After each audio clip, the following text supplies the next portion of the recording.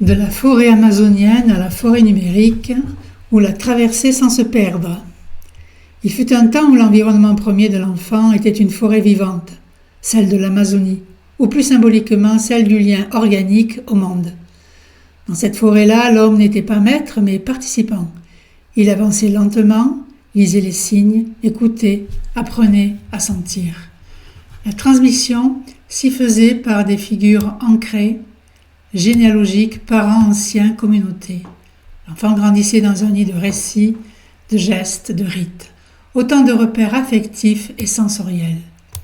Aujourd'hui, une autre forêt s'impose, la forêt informationnelle. Elle est immense, sans fin, sans sol. C'est là que les enfants d'aujourd'hui grandissent, parmi les flux, les écrans, les données. Mais dans cette forêt-là, le corps est souvent absent. Il n'y a ni température et ni odeur, et ni frottement. Juste des images, des affirmations, des algorithmes. Ce qui est vu n'est pas toujours vécu. Le savoir y devient désincarné, sans racines, quelquefois même approximatif.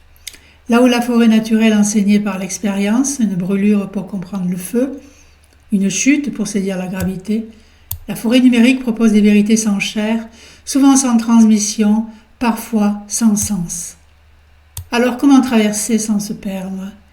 Il ne s'agit pas de rejeter ce nouvel environnement, mais de réintroduire du corps, du lien et du rythme, d'inventer des formes de médiation qui reconnectent l'information à l'expérience, créer des lieux où l'on puisse éprouver ce que l'on apprend, relier les images au récit, croiser les flux avec la mémoire des origines.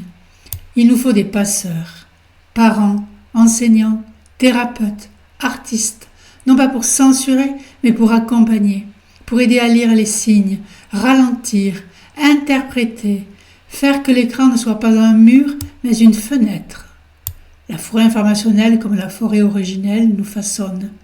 Elle peut nous nourrir et faire de nous des sujets libres, ou produire des êtres perdus dans l'illusion de toute puissance. Le défi n'est donc pas de choisir entre nature et numérique, mais d'assurer une continuité entre les matrices symboliques, entre la terre et l'écran, entre le nid et le réseau, entre le cri et le mot. C'est dans cette traversée éclairée, humble et médiatisée que l'humain peut se construire sans renier ses racines, sans céder à la dissolution.